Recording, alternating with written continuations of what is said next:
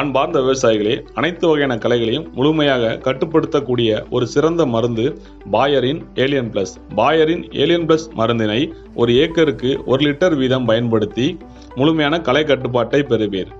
தற்போது முருங்கை வயலில் பாயரின் ஏலியன் பிளஸ் தெளிக்கப்பட்ட நாள் நவம்பர் 2023, இன்று செப்டம்பர் 2024. அதாவது 11 மாதங்களை கடந்த நிலையிலும் எந்த ஒரு சிறு களைகளையும் முளைக்க விடாமல் பயிரினை முழுமையாக பாதுகாத்து வருவது உங்களின் பாயரின் ஏலியன் பிளஸ்.